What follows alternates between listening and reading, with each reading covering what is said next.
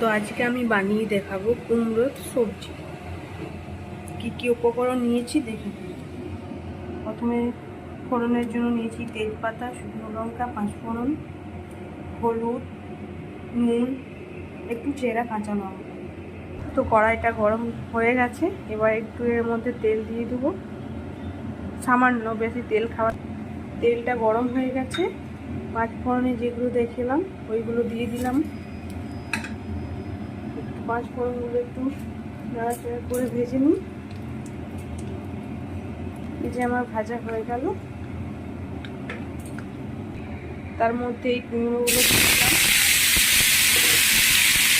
এই কুমড়োগুলো একটু নাড়াচাড়া করে একটু ঢেকে দেবো।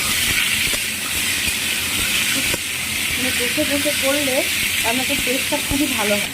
এই যে ঢাকাটা খুলে এবার একটু নাড়াচাড়া করে নেব।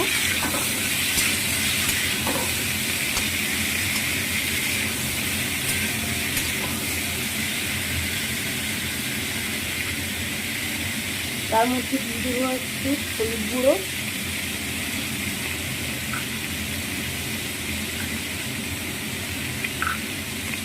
একটু লবণ, 1 চামচ চিনি, নেড়ে নেব। আমি এখানে কোনো মশলা ব্যবহার করব না, ধনে দিয়ে কিছু না।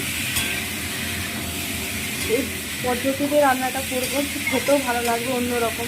বেশি ধরনের তেল মশলা খাওয়াটাও তো ভালো না।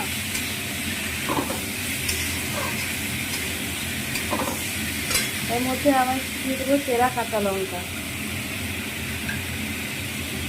5 মিনিট পর ঢাকা খুলে দেখুন, বড় সুন্দর হয়েছে। এভাবে কষিয়ে কষিয়ে রান্না করলে রান্নার স্বাদই আলাদা। এবার 1 গ্লাস জল দিয়ে দেবো। কষানো আমার হয়ে গেছে, তাই জন্য 1 গ্লাস জল দিয়ে দিলাম। এবার এটা ঢেকে দেবো।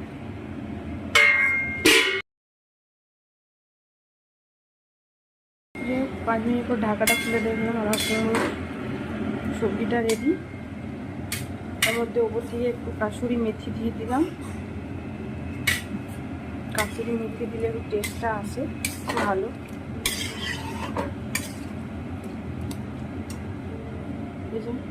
আমার কুমড়োর সবজি রেডি।